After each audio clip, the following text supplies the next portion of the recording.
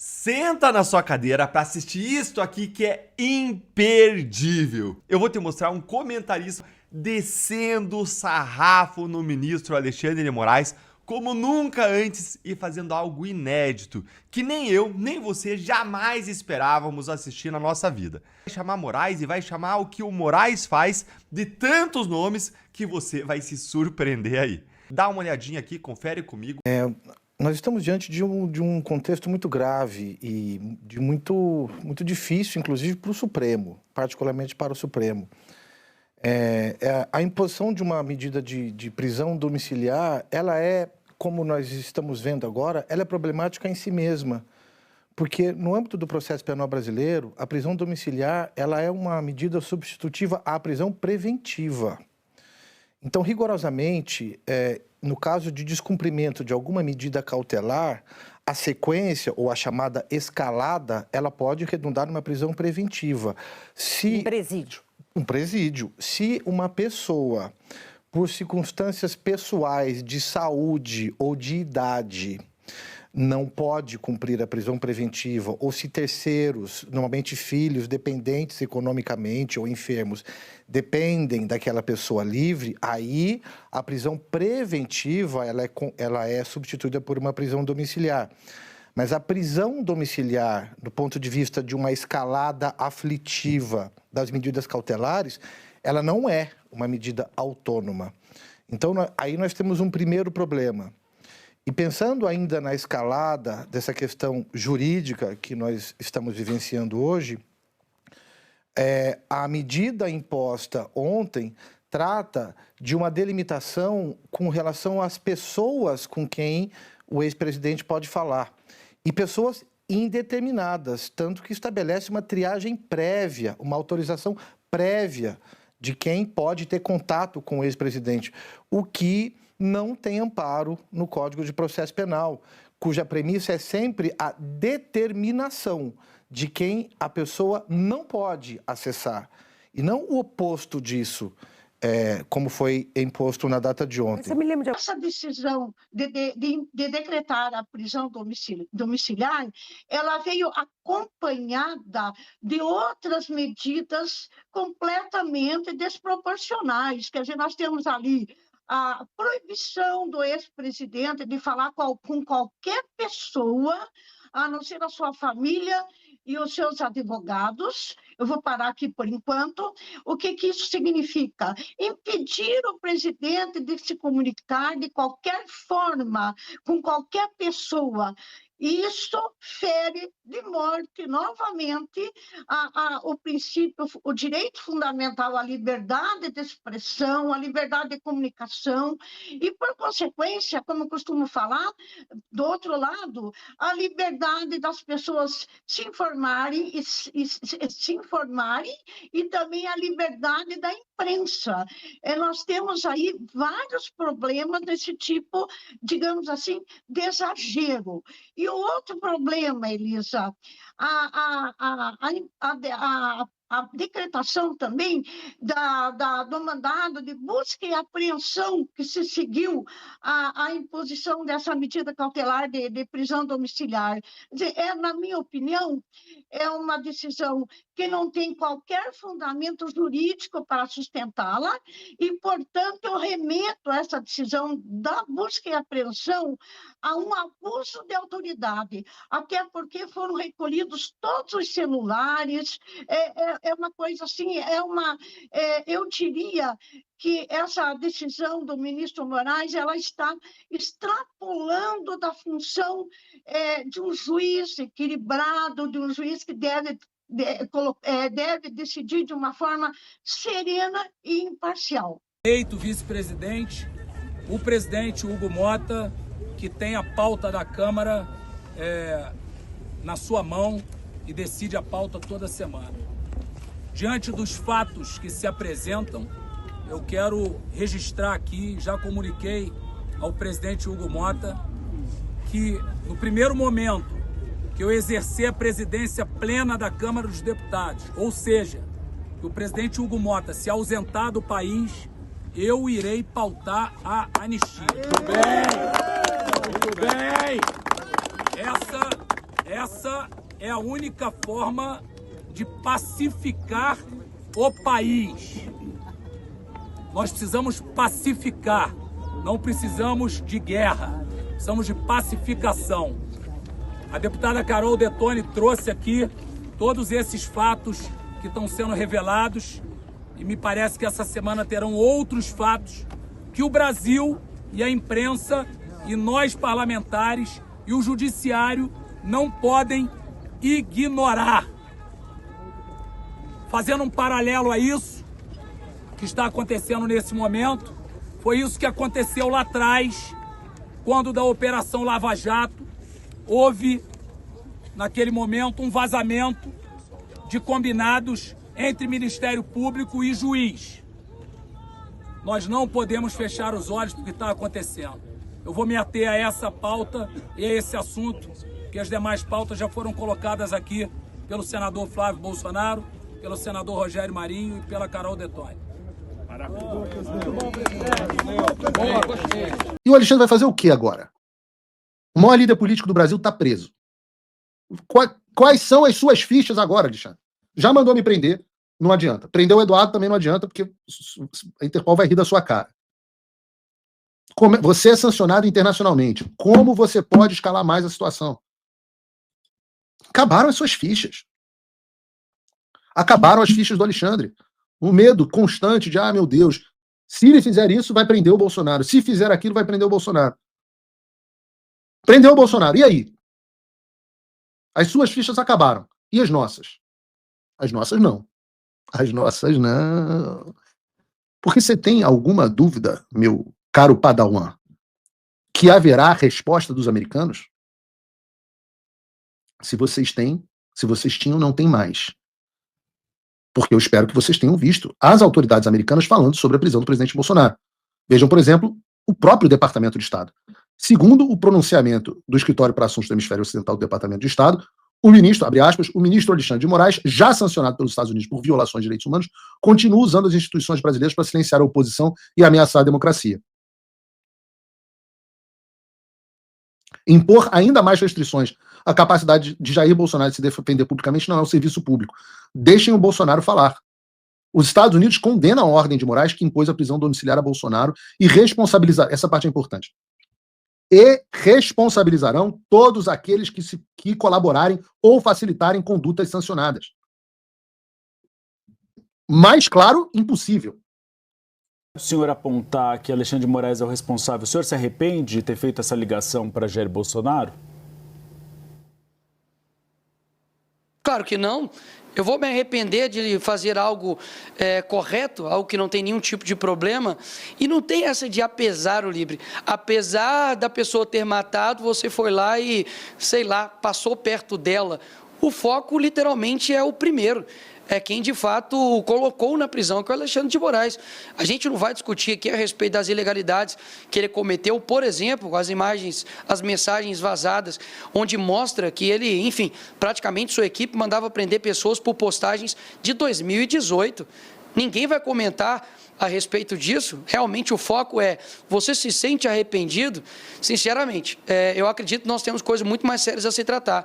Você tem pessoas hoje presas de forma desproporcional, injustamente, tomando penas que nenhum criminoso de alta patente aqui no nosso país toma. Inclusive, saiu aí na notícias, né, de que Moraes diz que a justiça é igual para todos. Mentira. Sérgio Cabral agora com certeza deve estar rindo com uma condenação de 400 anos por corrupção na sua sacada ali do seu apartamento em Leblon. Então não, a justiça não é literalmente igual para todos. Agora, Jair Bolsonaro está aí no mesmo patamar de que líderes de facção criminosa. Na verdade, um nível até mesmo abaixo, né? Porque até mesmo uma pessoa que é líder de facção criminosa pode dar entrevistas, né? E eu me pergunto, para poder finalizar e passar a palavra para vocês, e quem divulgou as imagens do Jair Bolsonaro falando com as pessoas na manifestação nas redes sociais, também vão ser indenizadas? Ou seja, não faz sentido nenhum, é uma ditadura extremamente confusa. E dizer de que ele quebrou a medida cautelar realmente é ignorar a sanha ativista de um juiz que de fato parece um político com uma toga. Gente, o que eu mais temia, infelizmente, vai acontecer. o Brasil sofrerá os efeitos secundários, as consequências secundárias da Lei Magnitsky. Vejam esse pronunciamento oficial do Departamento de Estado americano. Olhem isso. O ministro Alexandre de Moraes, já sancionado pelos Estados Unidos por violações de direitos humanos, continua usando as instituições brasileiras para silenciar a oposição e ameaçar a democracia. Impor ainda mais restrições à capacidade de Jair Bolsonaro de se defender publicamente não é um serviço público. Deixem Bolsonaro falar. Os Estados Unidos condenam a ordem de Moraes que impôs prisão domiciliar a Bolsonaro e responsabilizarão todos aqueles que se colocarem ou facilitarem condutas sancionadas. Isso daqui, esse segundo parágrafo, é exatamente o efeito secundário da Lei Magnitsky. A Lei Magnitsky, ela se estende a todos que protegerem o sancionado, a todos que atuarem em conjunto com o sancionado. Os Estados Unidos, ao final da noite de segunda-feira, disse que o Brasil sofrerá as sanções secundárias da Lei Magnitsky por proteger Alexandre de Moraes. Era o que eu temia, o que eu já vinha dizendo. Se esse sistema proteger o Alexandre de Moraes, quem vai sofrer as consequências é o Brasil. Sabe o que pode acontecer com isso daqui? Eles podem desligar o Brasil do sistema financeiro SWIFT. O que significa isso? O Brasil ser desconectado do sistema financeiro global.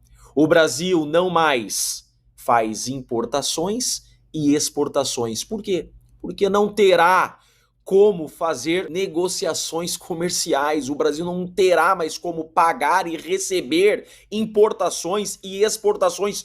Tudo para proteger o ministro Alexandre de Moraes. E qual a certeza que eu tenho disso? Além desse pronunciamento oficial do governo americano. Vejam essa manifestação de Mike Davis. Sabe quem que é Mike Davis?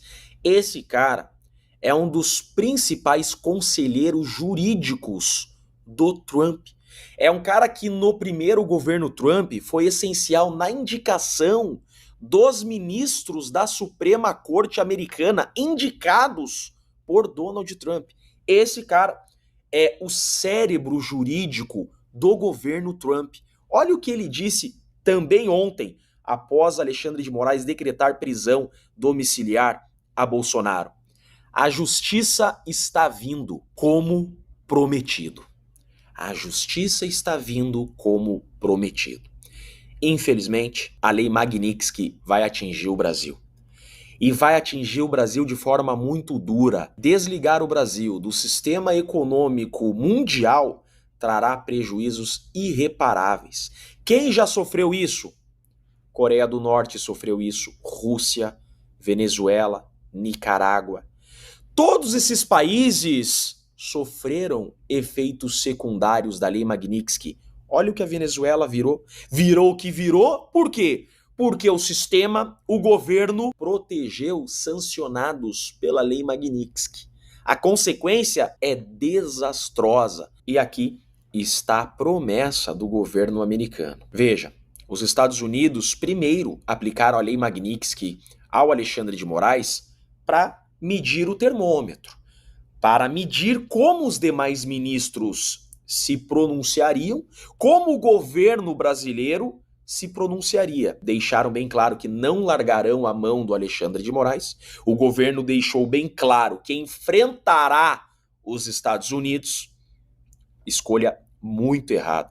A maior nação do mundo, o país que tem a maior economia do mundo. A Flórida é a economia do Brasil inteiro. Os Estados Unidos chega a ser 18 vezes mais rico que o Brasil. É uma guerra inglória que o Brasil preferiu entrar para proteger o Alexandre de Moraes. Por isso eu digo para vocês, mais do que nunca, o povo tem que pressionar nossos senadores para que pautem o impeachment do Alexandre de Moraes. É a única forma de salvar o Brasil. porque esse sistema, esse governo, prefere guerra com os Estados Unidos, prefere desligar o Brasil do sistema financeiro global para proteger Alexandre de Moraes. Só o povo pode resolver isso, pressionando o Senado para que paute imediatamente o impeachment do Alexandre de Moraes. É muito grave isso daqui que eu mostrei para vocês e eu tenho informações que virá a Lei Magnitsky, se não hoje, ainda essa semana, para várias autoridades brasileiras. Lei Magnitsky, para muitas outras pessoas do Brasil, já está às portas. É com pesar que eu trago essa notícia. Eu realmente não queria que nada disso estivesse acontecendo. O Brasil vai sofrer muito com os efeitos secundários da Lei Magnitsky, mas infelizmente é uma realidade. Eu sou Jeffrey Chiquini e deixo aqui um grande e forte abraço a todos. Jair Bolsonaro deu motivos para a prisão domiciliar? É claro que não. É ilegal punir uma pessoa pelas ações de outra pessoa. Quem tiver dúvida é só olhar o artigo 5º, inciso 45 da Constituição. Mas vamos ao cerne da questão. Nos últimos dias, ninguém nesse país foi mais humilhado do que o ministro Alexandre de Moraes. O Alexandre de Moraes foi humilhado pelo governo da maior democracia do mundo ao perder o direito de pisar nos Estados Unidos da América. O Alexandre de Moraes foi humilhado pelas leis de proteção aos direitos humanos ao ser sancionado por violações à liberdade de expressão e ao devido processo legal via Lei Magnitsky. O Alexandre de Moraes foi humilhado pelo sistema financeiro, quando instituições bancárias se recusaram a mantê-lo como correntista e cliente. O Alexandre de Moraes foi humilhado pela torcida do seu próprio time, quando foi vaiado a plenos pulmões num estádio de futebol. E pior, o Alexandre de Moraes respondeu a essa humilhação se rebaixando ainda mais, fazendo um gesto obsceno, muito aquém do decoro que se espera, que se exige de uma autoridade judicial.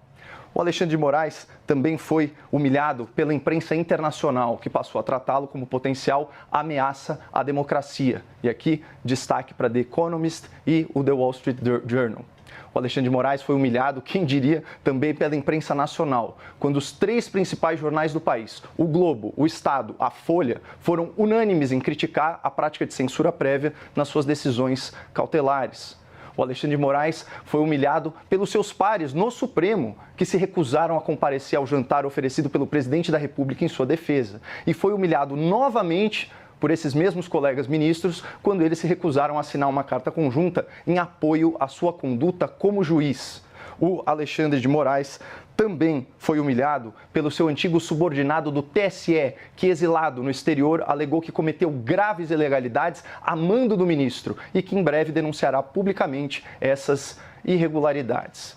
O Alexandre de Moraes foi humilhado pelo depoimento do delator, dos réus e das testemunhas do 8 de janeiro, que contradizem a narrativa do golpe imaginário, do qual Alexandre de Moraes é vítima e juiz ao mesmo tempo. O Alexandre de Moraes foi humilhado, especialmente humilhado, pela ausência de provas incriminatórias contra o réu Felipe Martins, que foi torturado na prisão e cuja irrefutável inocência escancara a perseguição política instalada no país. O Alexandre de Moraes também foi humilhado no Congresso Nacional, que já contabiliza 30 pedidos de impeachment à espera de julgamento contra Sua Excelência e 33 senadores publicamente favoráveis ao impedimento do ministro.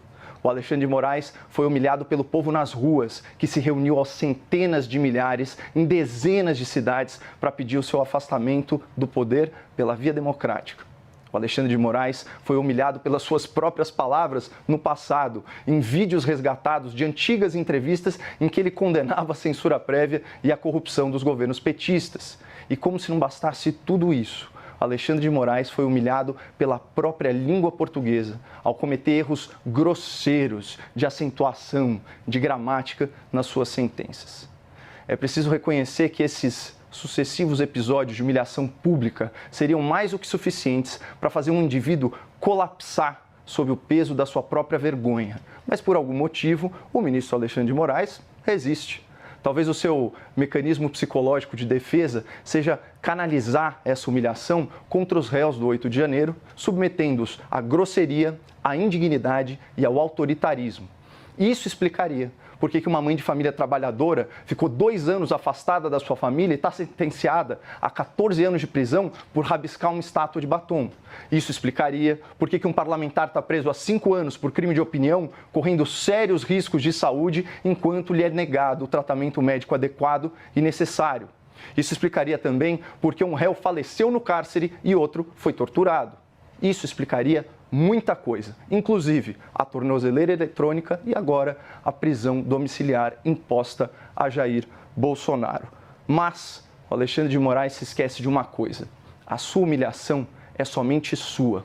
A sua humilhação pública não pode ser passada adiante. Ela não diminui quando ele abusa da sua autoridade para humilhar outras pessoas. A humilhação de Alexandre de Moraes é intransferível, assim como seus dólares.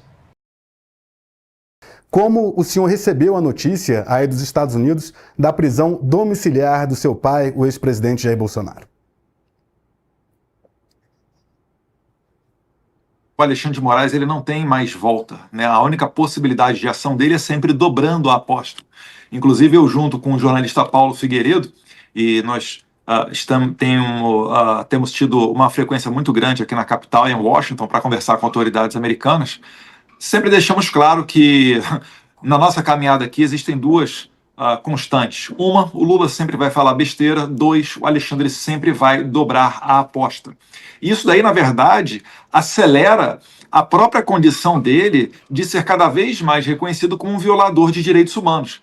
Ele dá a oportunidade, por exemplo, de se acabar com qualquer tentativa de...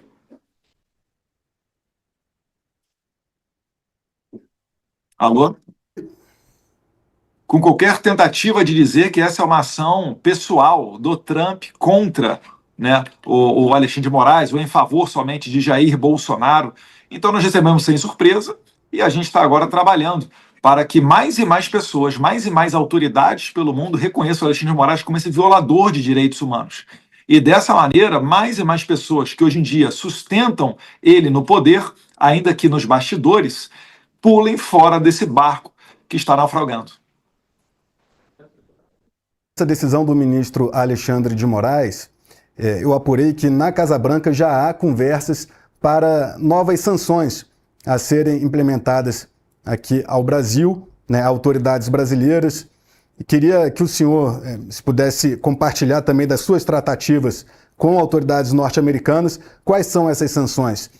Em conversas que eu tive, apurei que tem sanções à esposa de Alexandre de Moraes, Viviane Barros, que estão no pacote, e também a outras autoridades. Gostaria, por gentileza, que o senhor detalhasse o que está sendo conversado com a Casa Branca neste momento. Primeiro é importante falar, Capelli, que eu não falo em nome de nenhuma autoridade americana, né? Eu sou o Eduardo Bolsonaro e passo aqui adiante uma análise, a nossa percepção, que tem sido muito mais fidedigna até mesmo do que a perseguição do próprio Itamaraty, responsável pela diplomacia nacional. E isso se deve pela frequência com que eu e o Paulo Figueiredo, principalmente, estamos ali dentro da Casa Branca e dentro do Congresso americano. Ele já tem material para sancionar diversas autoridades brasileiras.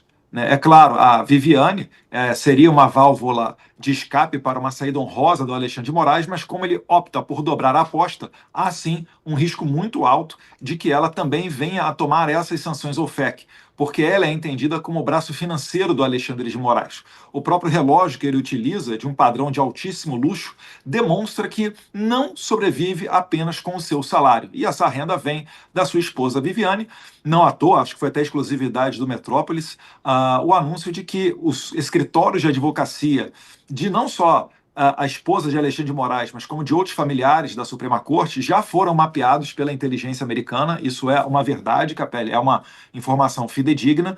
Agora a gente tem que esperar para ver qual será a resposta. Muita coisa sobre a mesa, né? Provavelmente uma nova onda de confisco de vistos americanos, né? A possibilidade de sancionar a própria esposa do Alexandre de Moraes. E se isso daí for passar, então, pela mão ainda do presidente Donald Trump, e aí a resposta é ainda mais imprevisível do que ele possa fazer.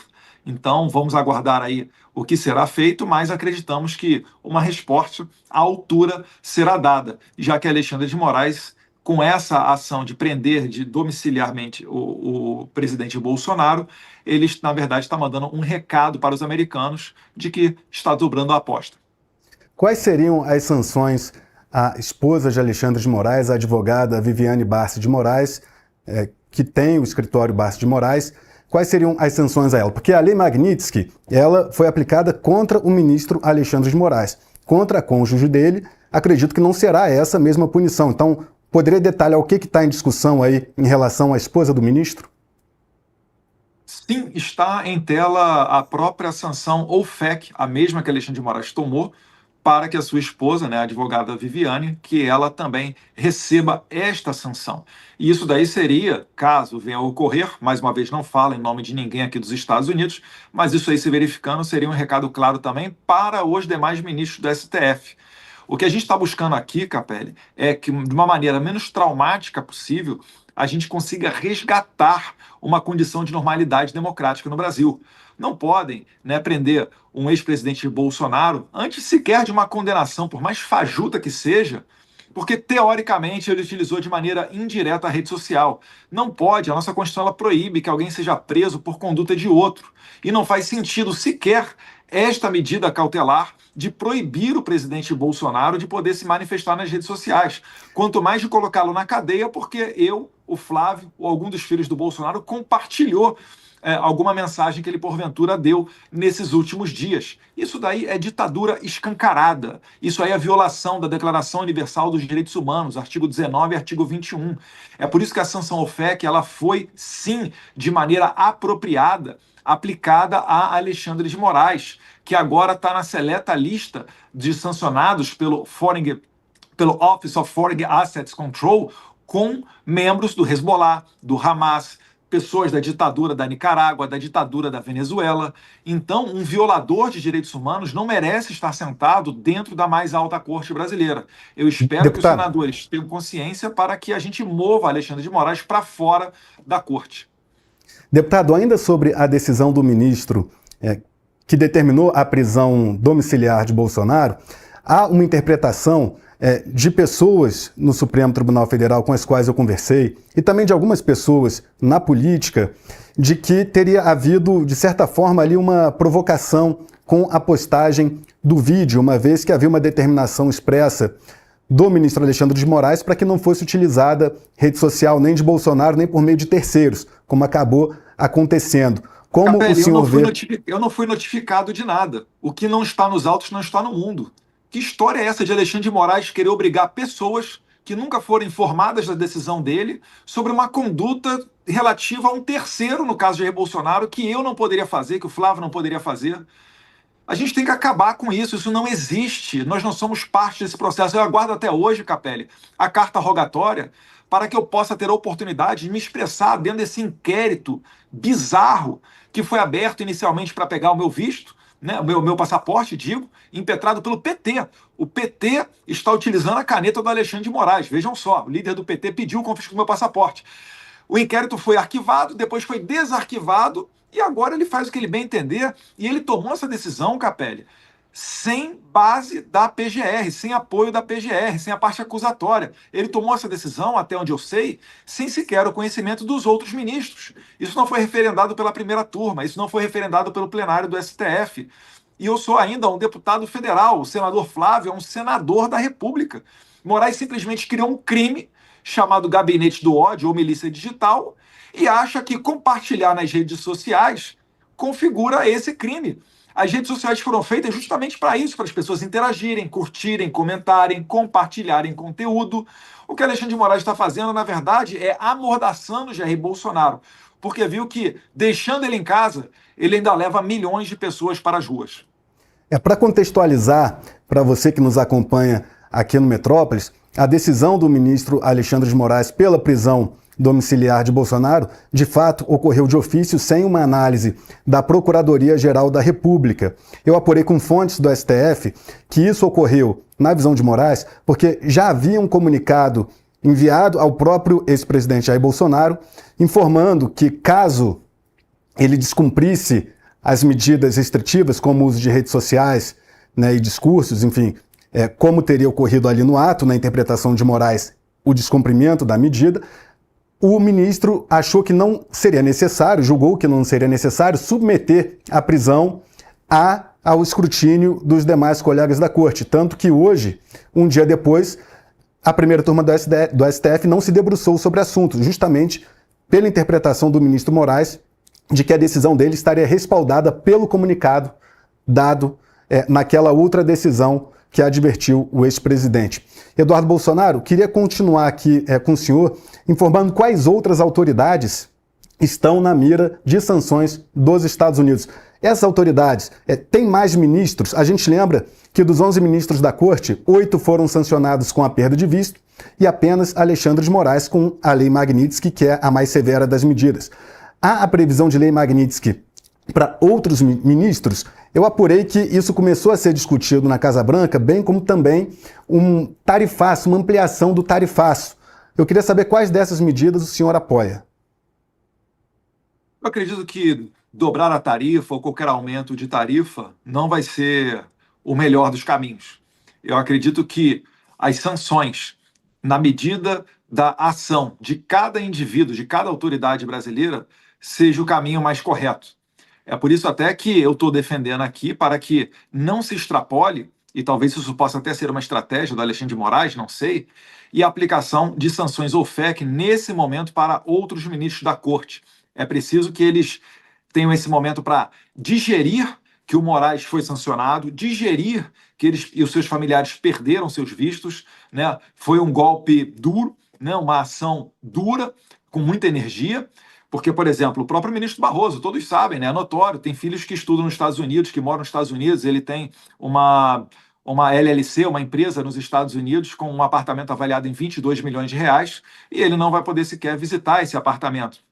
Então, isso tudo é uma maneira de você chamar a atenção deles. Agora, o Alexandre de Moraes é que dobrou a aposta sem o consentimento dos outros. Se os outros, porventura, vierem a condenar Jair Bolsonaro, etc., aí eles poderão estar, sim, né, atraindo para eles esse holofote das sanções OFAC. Mas eu quero crer que não chegaremos a esse ponto. E eu quero crer que não chegaremos a esse ponto significa dizer que se o Congresso Nacional, por exemplo, tiver a liberdade de poder trabalhar livremente, sem sofrer ameaças de Moraes, isso já seria de excelente medida, né? Hoje o PL está fazendo obstrução no Congresso Nacional, inclusive tem parlamentares de outros partidos apoiando o PL, porque eles sabem a deterioração que chegaram às instituições brasileiras.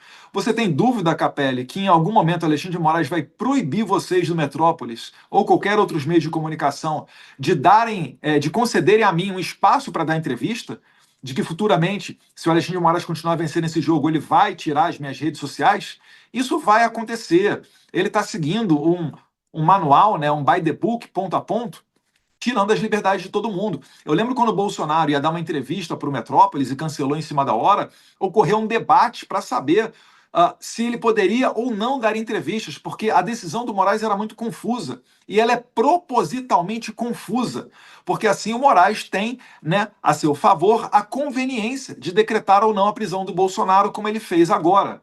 Então isso daí já é uma ditadura. Eles não querem nenhuma voz. Uma voz não pode, nenhuma voz pode ser contra eles. Só que não há mal que dure para sempre, e a gente sabe que todo regime totalitário tem começo, meio e fim. Espero que a gente esteja agora vendo o início do fim desse regime alexandrino.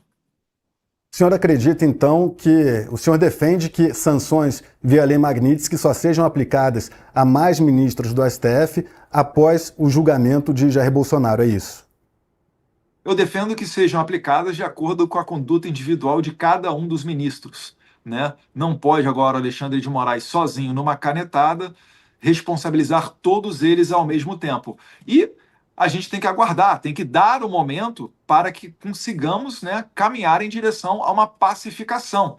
Se forem sancionados todos ao mesmo tempo, essas portas para a pacificação do país ficam complicadas. É por isso que eu digo, né, humildemente, a minha sugestão é para que nesse momento, né, possa ser avaliada a sanção OFAC para com a Viviane Moraes, esposa do Alexandre de Moraes, que é, assim, a parte financeira desse regime. Tem muitos aliados do senhor que defendem sanções via Lei Magnitsky ou sanções mais brandas, enfim, algum tipo de sanção ao presidente do Senado Federal, Davi Alcolumbre, e ao presidente da Câmara dos Deputados, Hugo Mota. Isso daí também já chegou a ser discutido na Casa Branca. Hugo Mota, por não pautar a anistia. Davi Alcolumbre, por não pautar o impeachment do ministro Alexandre de Moraes. O senhor é a favor de sanções para os chefes do Legislativo? Olha, Capelli, está sendo dada uma oportunidade a eles, né, de cumprirem o seu papel enquanto representantes da sociedade. Se eles não cumprirem esse papel que se espera por parte do governo dos Estados Unidos, também haverá sanções a eles? Eu não falo pelo governo americano, mas pode sim haver, como por exemplo ocorreu para Rodrigo Pacheco, que perdeu o seu visto. Né? Ele perdeu o visto devido ao grande volume de pedidos de impeachment do Alexandre de Moraes, que nunca sequer foram analisados. Então o Pacheco, ex-presidente do Senado, ele foi visto como uma parte, uma peça que sustenta esse regime. Então, se, né, a continuar nessa toada de Alexandre de Moraes abusando do poder e nada sendo feito, pode sim, possivelmente, nas cenas dos próximos capítulos, isso daí ocorrer. Mas eu quero crer, mais uma vez, que não chegaremos a esse ponto. As pessoas mais e mais vão largar a mão do Alexandre de Moraes, porque não faz sentido você sustentar todo esse regime com medo apenas de uma pessoa. Até o momento, contudo, deputado, não houve sinalização nem de Davi Alcolumbre, nem de Hugo Mota, apesar das suas expectativas. Mas eles não vão fazer anúncio público prévio nenhum, né? Quando o sentimento de virada de mesa ocorrer, todos, de uma vez só, vão adotar um discurso a favor das liberdades e todos vão largar a mão do Alexandre de Moraes. O senhor pretende também estender sanções a Alexandre de Moraes na Europa, depois de conseguir a Lei Magnitsky nos Estados Unidos. O senhor pretende que a União Europeia também sancione o ministro Alexandre de Moraes. De que forma o senhor articula para isso? Eu tenho um contato muito próximo com o eurodeputado Dominique Tarzinski. Existem outros do Partido Vox da Espanha, do Chega de Portugal, e por aí a gente vai conseguir fazer, né, o mesmo movimento que nós fizemos nos Estados Unidos, que é o de denunciar as violações de direitos humanos do Alexandre de Moraes, fazendo com que a Europa acompanhe os Estados Unidos nessas sanções. E isso daí já tem precedente com o ministro da Suprema Corte da Venezuela, o Michael Moreno. E o Alexandre de Moraes acelerando, né, mais uma vez, abusando do seu poder e prendendo Jair Bolsonaro numa decisão monocrática que sequer cabe habeas corpus hoje em dia, o que iguala o Brasil ao tempo do tão criticado AI-5, que eles dizem. Isso tudo daí acelera a possibilidade de sancionar o Moraes também na Europa, porque fica mais claro, cada vez mais patente, de que ele é sim um violador de direitos humanos e mereceu as sanções vindas por parte dos Estados Unidos. Mais uma vez, está claro que não é mais uma discussão entre direita e esquerda, mas sim entre garantias e liberdades mínimas, tanto que até mesmo imprensa de esquerda, como The Economist ou mesmo Financial Times, que é talvez a leitura mais consumida pelos progressistas no mundo, estão dando conta de criticar o Alexandre de Moraes. Nem mesmo aí num jogo do Corinthians, o seu time do coração, ele tem mais tranquilidade. E ele se rebaixa, mandando um sinal obsceno, que não condiz com a estatura de um ministro da Suprema Corte brasileira, né? Mostrando o seu dedo do meio ali, mas no final do jogo. Então isso tudo vai mostrando que o Alexandre de Moraes já está isolado pelo mundo. Ele não tem amparo, ninguém no sistema bancário internacional está bancando o Alexandre de Moraes. Todos eles dizendo que vão cumprir as sanções OFAC dos Estados Unidos. O Alexandre de Moraes ele não consegue sustentar sua narrativa perante as testemunhas do 8 de janeiro, mesmo quando ele coloca a sua chibata para cantar, nem mesmo o Cid sustenta as versões do Alexandre de Moraes. Isso tudo daí vai desaguar no fim desse regime, eu tenho fé em Deus. O senhor pretende viajar para a Europa em busca dessas sanções que o senhor já tem articulado à distância?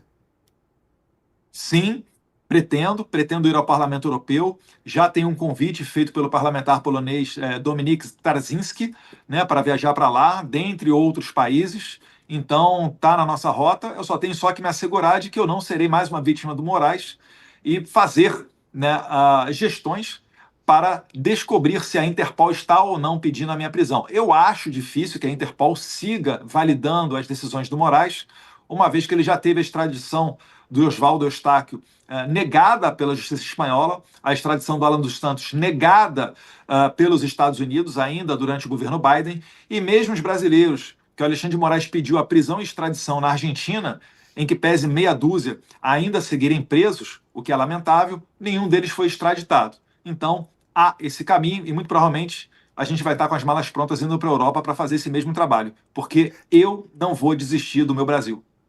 Tem também o caso da Carla Zambelli, né, que está na Itália, né, depois de ser condenada pelo STF a 10 anos de prisão por invasão ao sistema do Conselho Nacional de Justiça, foi para a Itália e também busca permanecer e evitar a extradição. A gente vai entrar no caso da Zambelli daqui a pouquinho, mas antes eu queria só checar se é isso mesmo. Então, o senhor pretende ir à Europa? Qual a data que o senhor trabalha? Eu pretendo ir para a Europa. A data ainda não está definida, Capelli, porque eu tenho que me certificar com relação à minha segurança. Nós não vivemos mais um período de normalidade do Brasil e os tiranos brasileiros querem colocar na cadeia quem denuncia as suas atrocidades e suas violações de direitos humanos. Mas eu quero isso que eu queria... Isso que eu queria detalhar. O senhor pretende ir muito em breve, então imagino que nos próximos meses, mas antes gostaria de se certificar de que não será preso por ter o nome inserido na lista da Interpol. É isso, o senhor teme uma prisão determinada pelo judiciário brasileiro de desembarcar fora dos Estados Unidos e ser preso. É isso. Há esse temor. Não é temor, né? É um pouquinho de experiência, sabendo como é que o Moraes já abusa do poder da sua caneta, né? Pensando com a cabeça dele, é claro que ele vai tentar fazer isso, né? Mas, mais uma vez, o Alexandre de Moraes está jogando o nome não só dele, mas de toda a Suprema Corte e todo o judiciário brasileiro na lata do lixo. Imaginem, senhores juízes, amanhã os senhores tendo que mandar um expediente internacional, como é que as autoridades internacionais vão receber isso, sendo que o caso mais notório que eles têm são essas decisões do Alexandre de Moraes, que nem as imprensas de viés mais à esquerda conseguem defender. Então, é se certificar disso, mas eu estou aqui me comprometido a assumir esse risco. Eu não posso permitir que uma pessoa siga impune como Alexandre de Moraes depois dessas claras e sucessivas violações de direitos humanos. Deputado, o senhor pretende encontrar a Carla Zambelli quando for para a Europa? Ela foi presa agora, né, pelas autoridades italianas e o senhor tem interlocução. Eu acompanho bastante a cobertura de política, inclusive internacional, e no meio da direita, acredito que o senhor seja o parlamentar mais articulado, até mais articulado do que o seu pai, que foi presidente. O senhor pretende usar o seu prestígio no campo conservador para evitar uma extradição de Zambelli ao Brasil? Sim, porque isso não condiz com a cultura democrática da Itália, né? Vale lembrar que, por exemplo, né, quem está comandando a Suprema Corte hoje é o Luiz Roberto Barroso, que, enquanto advogado, defendia Cesare Battisti, condenado por 4 homicídios qualificados na Itália. E o Barroso dizia que não era um caso de extradição. Essa é a pessoa que preside a Suprema Corte brasileira. E eu quero levar essa mensagem para a Itália, porque eu entendo que a Carla Zambelli ela também é perseguida desse sistema. Por que o processo dela está com Alexandre de Moraes? Alexandre de Moraes não deveria ser sequer o relator ou participar de qualquer julgamento envolvendo pessoas mais à direita, conservadores. Vejam só, na data de ontem, quase que ao mesmo momento, horas depois, né, horas antes de ser anunciada a prisão domiciliar de Jair Bolsonaro, estava vindo à tona uma matéria do Michael Schellenberg, que, ao que tudo indica, não foi né, possível de ser publicada em veículos de comunicação brasileiros, e essas matérias dão conta do modus operandi da equipe do Moraes para manter presas pessoas envolvidas no 8 de janeiro, ainda que não estivessem lá na Praça dos Três Poderes naquele fatídico dia. Pessoas que tiveram suas redes sociais vasculhadas e que apenas por terem ali fotos com a camisa do Brasil ou críticas ao Lula, acabaram permanecendo presas. Muitas delas estão sendo condenadas. Todos esses processos do 8 de janeiro têm que ser anulados. O Brasil está acabando com as suas instituições por causa de uma pessoa. Alexandre de Moraes é um psicopata com a caneta em suas mãos. Isso não é mais condizente com a normalidade democrática. Ou o Brasil larga a mão do Moraes, ou o Moraes vai mergulhar o Brasil num processo muito semelhante ao da Venezuela. O deputado, então, pretende se encontrar com o vice-primeiro-ministro da Itália, o Matteo Salvini, que é muito próximo do senhor, para fazer essa articulação pela deputada Carla Zambelli, ou com a primeira-ministra Giorgia Meloni? Será um pleito seu também? Indo um pouco mais para a parte prática. Eu nunca me encontrei com a primeira-ministra Giorgia Meloni, né, mas se tiver a oportunidade, obviamente, gostaria de ter uma conversa com ela. O Salvini é uma pessoa que já é mais próxima, já trabalhamos juntos em outras pautas, e o Salvini, ele, em que pese ser do Lega, e a Giorgia Meloni do Fratelli d'Italia, ambos são de partidos de espectro mais à direita. Então, sim, pretendo buscá-los, né? Não sei se terei sucesso, acho que com o Matteo Salvini, se tiver agenda, provavelmente é mais fácil, mas eu pretendo denunciar essa perseguição também à deputada Carla Zambelli, um processo muito rápido que ocorreu e que jamais, né, para mim, viola o princípio do juiz natural, ela ter sido julgada pelo Alexandre de Moraes. Certamente, se ela tivesse metido a mão nos cofres públicos e roubado os velhinhos do INSS, ela jamais estaria sofrendo essa prisão. Falando em prisão, o senhor não pode se comunicar com o seu pai devido à restrição imposta pelo STF, mas gostaria de saber se o senhor tem alguma informação de como o seu pai ficou após receber o anúncio da prisão preventiva ontem. É óbvio que ele não fica feliz, né? Está se isolando, né? Não pode utilizar celular. Mais uma vez fizeram o chamado Phishing Expedition, pegaram até o celular da primeira-dama, Michele Bolsonaro, mas eu acredito que a gente tem que sustentar, tem que resistir. Eu também estava prevendo, além da dobrada de aposta do Alexandre de Moraes, mais momentos de sacrifício.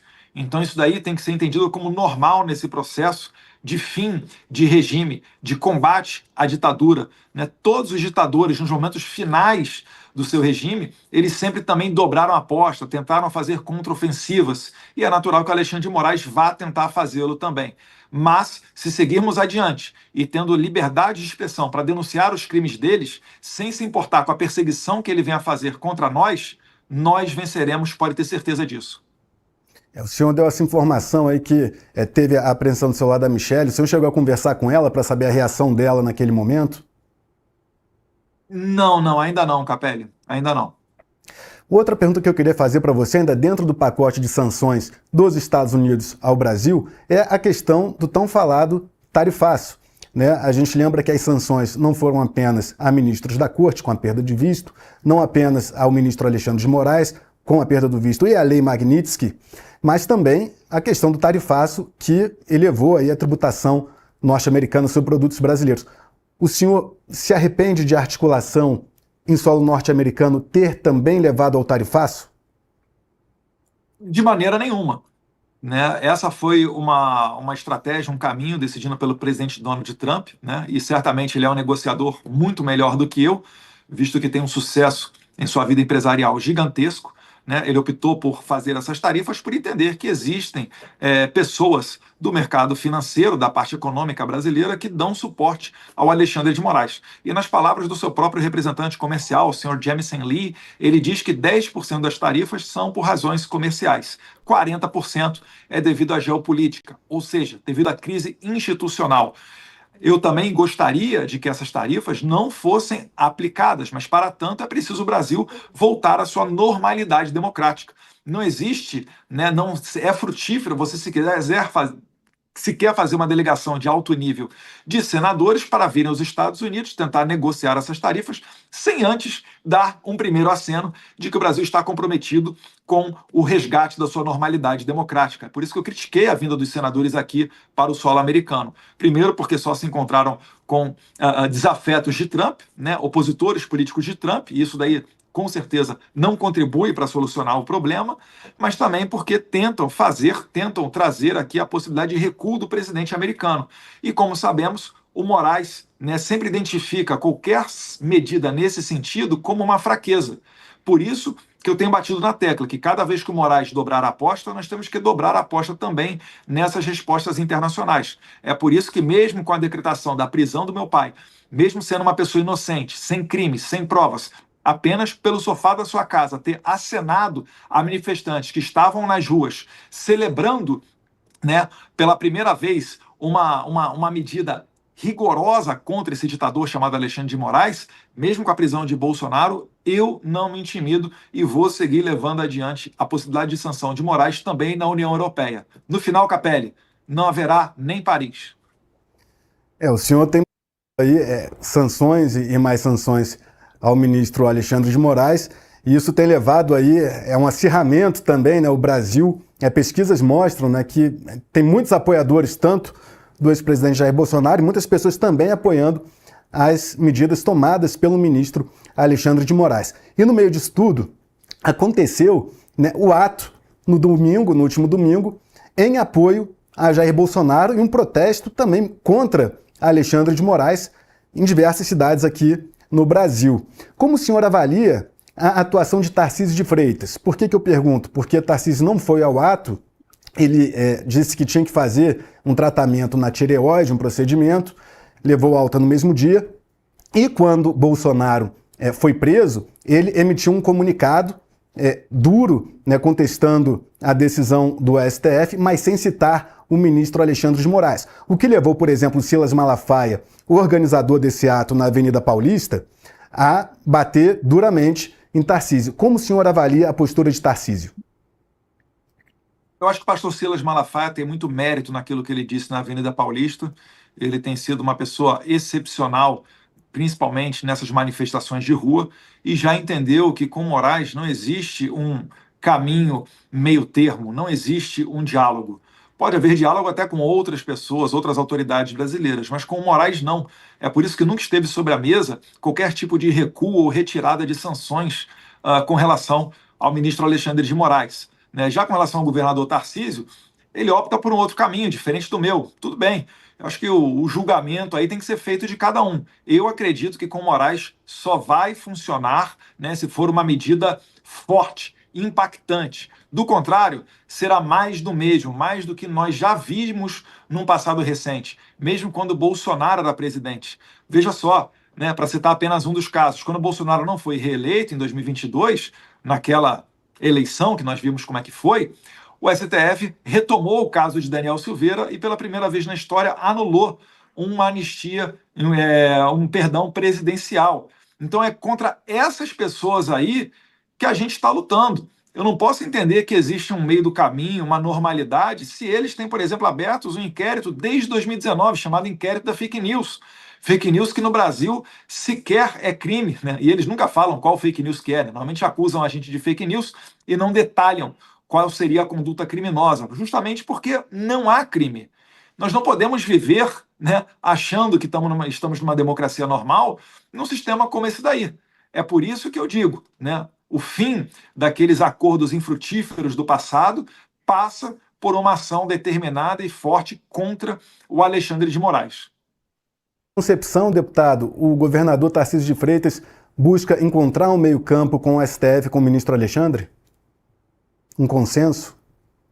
Olha, o que parece ele busca um diálogo, né? Então acaba que não vai de maneira mais rigorosa ou cita o nome do ministro Alexandre de Moraes, né? Um notório violador de direitos humanos já sancionado pelos Estados Unidos.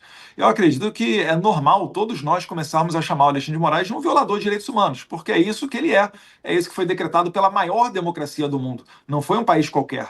É por isso que a gente está agora começando a ver europarlamentares, e não é só o Dominique Tarzinski, porque ele está acompanhado de 15 outros signatários desse pedido inicial de sanção do Moraes, é por isso que eles começam também a querer colocar adiante essas sanções. É para mandar um recado que o mundo livre não concorda com você censurando pessoas, impedindo elas de usar as redes sociais ou mandando elas para a cadeia porque simplesmente acenaram para manifestantes de rua. Isso daí não é uma democracia. Espero que o governador Tarcísio compreenda essa ação que nós estamos tomando e eu não preciso repetir, né, seguir novamente tentando um diálogo com uma pessoa que eu considero um psicopata. O senhor já trabalha com a possibilidade de ficar inelegível, não poder se candidatar ao Senado, como pretende, em 2026? Eu devolvo com outra pergunta, Capelli. Adianta eu ser senador com Alexandre de Moraes forte, ameaçando as pessoas, independentemente delas terem cometido crime ou não? O seu pai acredita que sim, deputado. O seu pai acredita que sim, inclusive tem articulado para formar uma ampla maioria no Senado Federal, mesmo com a atuação do ministro Alexandre de Moraes. Sim, mas ficar aí num novo Congresso a gente possa conseguir ter uma reação mínima. O negócio é o seguinte, Capelli, chegando ano que vem e o Moraes ainda estando numa posição forte, será que ele não vai deixar inelegível todos esses candidatos ao Senado que porventura estejam sendo cotados como favoritos para ganhar a eleição? É claro que sim. É hora da gente quebrar esse cristal. Não haverá Brasil, não haverá eleição, haverá uma ficção ano que vem. O Moraes vai condenar qualquer pessoa por qualquer motivo. Ele agora está dando a oportunidade, com essa nova regulamentação do Marco Civil, para que qualquer um dos 18 mil juízes do país derrubem redes sociais, na eleição do ano que vem, principalmente. Então a gente vai ter uma eleição sem rede social, onde a direita é forte. A gente vai ter uma eleição com diversos candidatos inelegíveis. Olha só, né? Eu, por exemplo, Gustavo Gayer, dentre outros do meu partido, temos processos dentro da Suprema Corte. Quais são os deputados, Eduardo, deputados ou senadores que, na sua concepção, correm o risco de ficar inelegíveis além do senhor? Todos aqueles que já se manifestaram ou tenham o perfil de votarem a favor do impeachment do Alexandre de Moraes. O regime se reinventa. Não vou citar nomes aqui, Capelli, mas eu acho que todos nós podemos fazer um julgamento e uma análise e vai chegar à conclusão. Todos do PL, basicamente todos do PL que forem se lançar ao Senado, estão correndo esse risco. O PL é o partido recordista de ações dentro do STF, né? A esmagadoríssima maioria delas apenas por falas. Esse aqui que vos falo, o deputado federal mais votado da história do Brasil, tem um PAD, um processo administrativo correndo dentro da Polícia Federal, porque eu sou policial federal antes de ser congressista. E isso com base em discurso meu feito da tribuna. Então, veja só, eles estão querendo fazer um movimento até semelhante àquele ocorrido com o Deltan Dallagnol para tentar, através de um processo administrativo, me deixar inelegível. Tem um processo que está pronto para julgamento há meses, há bons meses, da Tabata Amaral, que ela move contra mim, devido a uma discussão, uma troca de farpas na internet, sobre o seu projeto de lei dos absorventes, diz ela, grátis, né? E o Alexandre de Moraes é o relator. Você acha que ele vai fazer o quê com esse processo, Capelli? Você acha que qual vai ser o futuro desse PAD que eu enfrento dentro da Polícia Federal? É claro que eles vão me deixar inelegível. Isso daí é justo? É democrático? É certo? Eu que não roubei ninguém, não cometi ilícito nenhum, apenas ousei expor as violações de direitos humanos de Alexandre de Moraes? Não haverá Brasil ano que vem se a gente não consertar esse problema agora. Só acrescentando, deputado, tem também a investigação sobre coação no curso do processo, que o ministro Alexandre também determinou a abertura de inquérito contra o senhor, por conta das articulações nos Estados Unidos, que teriam o objetivo de alterar o curso do julgamento de Bolsonaro, réu acusado de golpe de Estado, aqui no STF. Então tem também isso dentro desse cenário que o senhor falou de processo da Polícia Federal, de processo envolvendo a sua adversária política Tabata Amaral, tem também essa questão da coação no curso do processo. E dentro dessa inelegibilidade que o senhor mesmo disse que é o caminho claro a ser seguido pelo ministro Alexandre de Moraes, quem o senhor indicaria para o Senado Federal por São Paulo?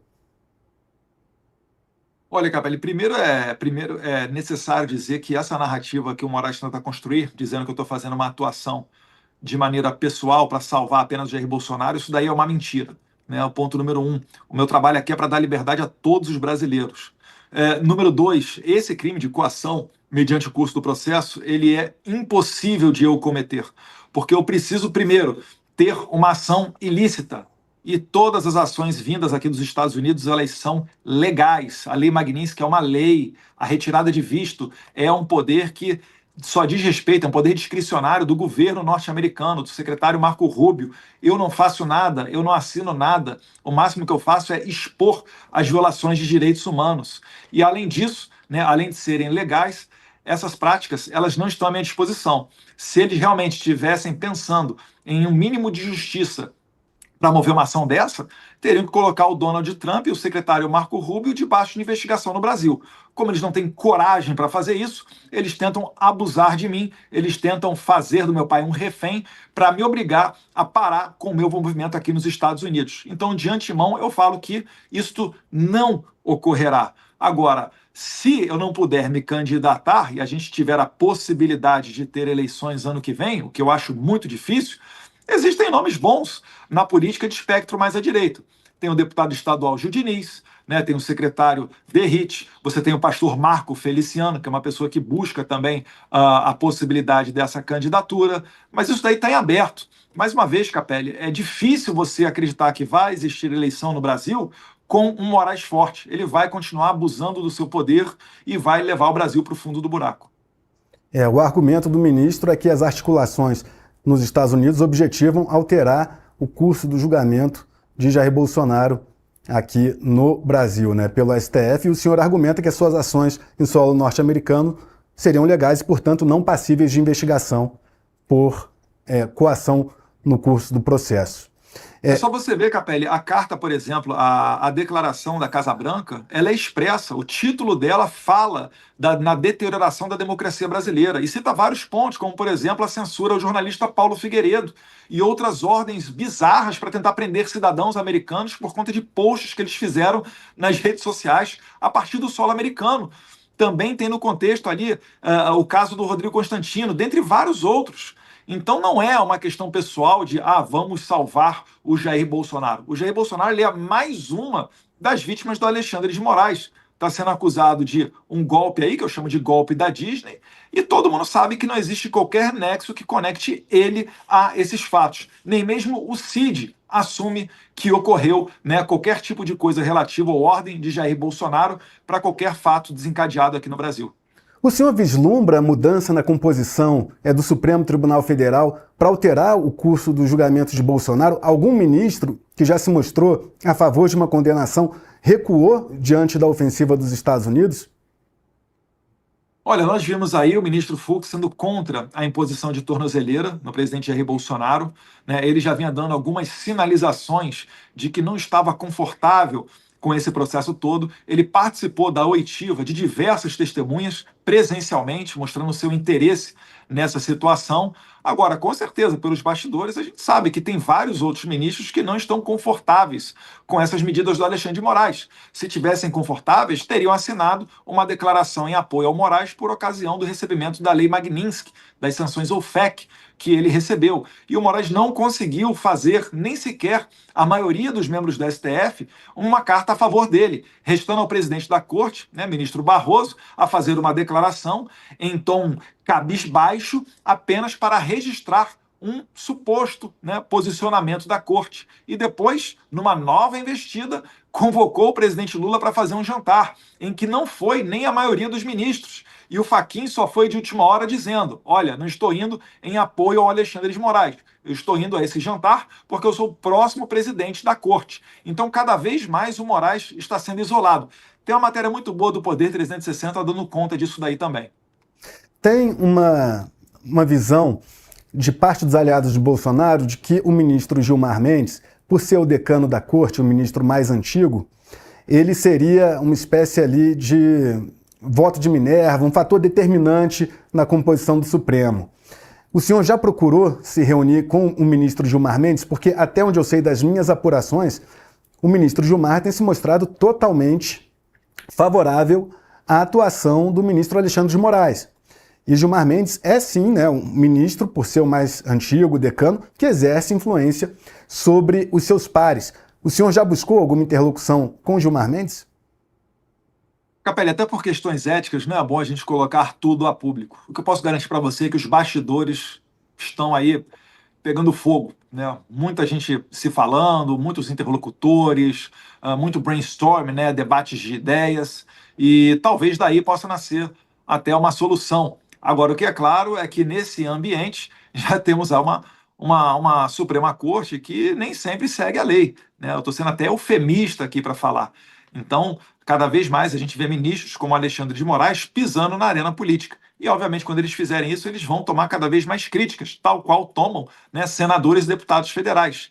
O próprio deputy, né, o diretor, o 02 do secretário Marco Rubio, o senhor Christopher Landau, ele tuitou dizendo isso, né, que é uma loucura o Alexandre de Moraes imaginar que ele, enquanto servidor público, ele não vai ser criticado e deseja utilizar a sua caneta para silenciar as vozes opositoras. Então é isso tudo daí que está acontecendo e vamos ver se das tratativas e das conversas podem sair boas soluções.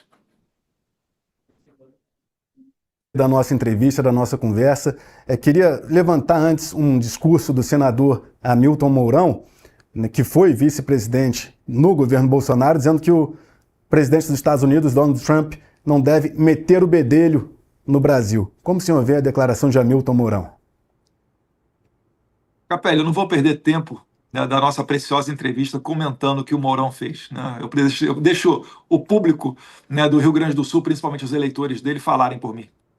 Bom, então já que o senhor concedeu mais minutos aí para a nossa entrevista, eu queria falar sobre 2026, a articulação ao Senado. Antes de o seu pai receber aquela restrição de se comunicar com a imprensa, de conceder, né, entrevistas que vão para as redes sociais para tratar de inquérito e tudo mais, ele disse, numa apuração que eu fiz junto a ele, que já tinha se reunido com o Gilberto Kassab, do PSD, com Antônio Rueda, do União Brasil, e com Ciro Nogueira, do Republicanos, do Progressistas, PP, para fazer uma base forte para disputar o Senado em 2026. Segundo a previsão de Jair Bolsonaro, seriam cerca de 43 senadores eleitos pela direita com esses partidos de apoio. O senhor tem participado de articulações políticas aqui também no Brasil, e uma pergunta que eu lhe faço é se esses partidos de centro-direita, que não são PL, aí eu falo de PSD, PP, União Brasil, as pessoas que intentam disputar o Senado por esses partidos, elas têm se comprometido a pautar o impeachment de Alexandre de Moraes como o senhor e o seu pai pleiteiam? Isso está amarrado nesses acordos envolvendo 2026? Primeiro, Capelli, é importante ressaltar que a gente não comanda a vontade popular. E tampouco o PL é o único partido de direita, né? O PL ele tem se movimentado para crescer e cada vez mais ir se depurando para se consagrar como esse partido mais à direita. No entanto, existem vários candidatos de outros partidos que são, né, comprometidos com essas pautas. Por óbvio, né, nas articulações para as eleições do ano que vem, se nós viermos a ter eleições normais aqui no Brasil, como o próprio Donald Trump disse ser um receio dele para que a gente tenha eleições aqui limpas e justas, transparentes, a gente sim pretende colocar adiante candidaturas ao Senado comprometidas com o impeachment do Alexandre de Moraes, porque na minha visão hoje o Alexandre de Moraes é um mal pior do que o PT, pior do que o Lula. Ele tem sim abocanhado uma boa parte do poder e conseguido levar adiante as suas perseguições. Não que o Lula não seja perseguidor, porque ele dá suporte a esse regime, mas nesse momento o Lula ele é até um coadjuvante. Então, sim, uma primeira pauta é, sim, o impeachment do Alexandre de Moraes. Agora, é preciso que o candidato transmita ao eleitor essa confiança, né, para que ele receba esses votos e depois bem cumpra a sua missão, caso, mais uma vez, a gente venha a ter eleições normais ano que vem aqui no Brasil. Aí no Brasil. Caso Tarcísio de Freitas dispute a presidência e se eleja, o senhor acredita que ele peitaria o STF para bancar uma anistia a Bolsonaro? O perfil do Tarcísio é mais do diálogo, né? E, mais uma vez, se a gente chegar num momento desse com um Alexandre de Moraes forte, vai ser muito complicado de você fazer algo nesse sentido. Inclusive, teve uma imprensa que recentemente veiculou que, caso Eduardo Bolsonaro ou Tarcísio de Freitas sejam eleitos presidente da República e dessem anistia a Bolsonaro, que a Suprema Corte invalidaria essa anistia no mesmo argumento que deu para invalidar de Bolsonaro para com Daniel Silveira, dizendo que existe uma ligação pessoal entre eles e que isso fere o artigo 37 da Constituição, o princípio da pessoalidade. Se esse momento chegar, é preciso você ter energia para fazer aquilo que é certo de fazer. Não pode Dilma Rousseff, que no passado já deu anistia beneficiando José Dirceu e José Genuíno, esses sim condenados em escândalos de corrupção, para que isso daí não valha para um caso normal, um caso de realmente justiça, como esse da anistia a Bolsonaro. Só acrescentando essa informação, o senhor leu na coluna aqui no Metrópolis, eu conversei com diversos ministros do Supremo antes de escrever, e na visão deles haveria aí uma similaridade com o indulto concedido por Bolsonaro a Daniel Silveira, porque haveria o quesito ali de aliança política entre o presidente que concede o benefício e o beneficiado. Como é que isso daí é bizarro? Como é que a gente está entendendo que é normal no Brasil um ministro da Suprema Corte antecipar uma possível futura decisão de um presidente da República? Olha como é que há um abuso, né, de poder. Olha como é que essas pessoas estão confortáveis para fazer esse tipo de coisa. Aqui nos Mas, Estados Eduardo, Unidos, por exemplo, o Biden aí... deu um indulto para o filho dele e ninguém falou nada. Aí o ministro deve estar elucubrando no futuro, quem sabe não, já vou anular. Meu Deus, isso é muito bizarro. Mas aí, permita-me discordar nesse ponto específico, deputado, porque aí é uma apuração jornalística, assim como a gente faz também com diversas outras fontes do Executivo, Legislativo, Judiciário, e ali foram opiniões dadas com base numa possibilidade que tem sido muito aventada. Então, só queria pontuar isso porque é o papel da imprensa perguntar e tentar antever cenário. Desculpa, Capelli, tudo bem, está dentro do seu espectro de jornalista. A minha crítica aqui é o ministro, ao receber uma pergunta dessa, ele tem que falar, olha, me desculpe, mas eu não posso falar. Né? Me desculpe, mas o que não está nos autos não está no mundo, né? O que todo mundo aprende nas faculdades de Direito. Ele não pode fazer um tipo de antecipação dessa. Né? É por isso que eu fico escandalizado. Eu não posso aceitar isso daí como normal. Os ministros não são políticos, eles não são deputados, eles não são senadores, governadores. Eles têm que se recolher dentro do seu tribunal e dentro do seu escritório e aplicar aquela máxima que todo mundo aprende no primeiro período da faculdade de Direito, que o juiz ele é inerte, ele só age se provocado e dentro dos autos. Não fazer como, por exemplo, o Moraes tem feito, utilizando a sua caneta conforme o sabor político, conforme a sua vontade pessoal. Agora, falando em cenário, um ponto muito importante para a gente conversar aqui é tanto o senhor, numa entrevista que me concedeu na coluna, o senhor levantou 3 pontos para pacificar o Brasil, digamos assim, que seria a anistia a réus condenados por golpe de Estado, o impeachment do ministro Alexandre de Moraes e também a possibilidade de Jair Bolsonaro disputar a presidência em 2026. Foram esses 3 pontos colocados pelo senhor. Vivas, mas isso aí. Hoje, o senador Flávio Bolsonaro, numa coletiva à imprensa, também solicitou medidas nesse sentido, também com o discurso de que seriam as medidas para promover paz e tudo mais. Eu também conversei com fontes do Supremo que dizem que a chance de essas 3 medidas serem implementadas é 0. Diante desse cenário de pleitos feitos pelo senhor, pela família Bolsonaro, que tem uma adesão grande também de eleitores no Brasil, e diante da posição do Supremo de não mudar de postura, mesmo diante das pressões internacionais, qual o cenário que o senhor acredita que se desenha para 2026? Não cabe ao Supremo um papel político, né? O Supremo tem que respeitar o Congresso Nacional. Ao tomar esse tipo de atitude e antecipar um juízo de valor, dizendo que poderia até decretar a inconstitucionalidade dessas medidas aprovadas pelo Congresso, o Supremo Tribunal Federal está forçando o Brasil a um momento de ruptura. Ou o Congresso vai ter que fazer valer as suas leis, ou vai respeitar caninamente tudo aquilo que vier do Supremo Tribunal Federal, ainda que ilegal. Então a gente está chegando muito próximo deste momento, né? O que eu estou querendo evitar é que a gente chegue a um momento de ruptura, porque ele é traumático, e certamente também esse é o espírito do senador Flávio Bolsonaro e de todos os parlamentares que estiveram nessa coletiva de imprensa hoje pela manhã. O próprio senador disse, esse daqui é o pacote da paz, né? Colocando adiante a anistia, tirando da competência do Supremo Tribunal Federal a competência originária para julgar deputados e senadores, porque a gente já viu que o Alexandre de Moraes faz disso moeda de troca, utiliza esse instrumento para deixar os parlamentares reféns. Veja aí o caso notório do pai do Hugo Mota, né, que recebeu a visita da Polícia Federal a mando do Alexandre de Moraes, e depois, sem escrúpulos nenhum, Moraes convida o presidente da Câmara para jantar na casa dele. E, para surpresa de 0 pessoas, depois desse jantar, o Hugo Mota começa a fazer declarações contra a anistia. Então, quando o senador Flávio Bolsonaro, do lado do senador Marinho, vários outros deputados federais, propõem esse pacote de medidas, é quase que como uma última tentativa para que a gente não chegue nesse momento de ruptura. E no momento de ruptura, não se enganem, o Brasil receberá o tratamento da Venezuela. Teremos eleições muito provavelmente não reconhecidas pela maior democracia do mundo. E aquilo que os Estados Unidos faz é normalmente acompanhado pelos outros países do mundo livre, notoriamente do Ocidente. Eu não quero que esse momento chegue e a gente vire uma nova Venezuela. Sem Bolsonaro, quem será o candidato da direita, na sua opinião? Sem Bolsonaro, não haverá eleição ano que vem. Pode esquecer. Por quê? O que acontecerá? Porque Por que ele não seria candidato? Porque está preso? Ele foi condenado pelo Tribunal Superior Eleitoral em 2 processos.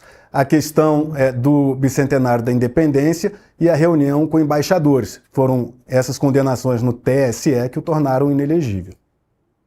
Então, um presidente que fez, né, foi considerado abuso de poder político numa exposição que ele fez para 40 embaixadores que sequer votam no país e ainda convidou então o ministro do TSE, Edson Fachin, para participar dessa reunião, transformar em crime e criticar o processo eleitoral brasileiro, isso já é uma ditadura. Né? Não há perspectiva de você ter eleições limpas e transparentes e justas num país onde isso daí aconteça. Um discurso que ele deu no caminhão de som, pago pela iniciativa privada, isso foi considerado abuso de poder político? Pelo amor de Deus, um país que está disposto a aceitar esse tipo de conduta vindo da Suprema Corte, não tem outro caminho senão realmente, né, se acostumar a ser uma Venezuela. O senhor vê um clima bélico para os próximos meses ou para o ano que vem? O senhor fala em Venezuela, o senhor vislumbra um cenário de atritos, até mesmo físicos, entre pessoas, que a polarização ganhe também outros contornos? Não necessariamente de atritos físicos, né? Mas eu vejo um aumento de temperatura.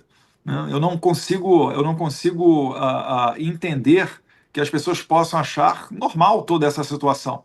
E é claro, cada vez mais ocorrerá a indignação, as pessoas vão para a rua, e o Alexandre de Moraes, de pouco em pouco, igual se corta um salame, né? Já dizia Hayek que a liberdade você vai perdendo como se corta um salame, né? De pedaço em pedaço.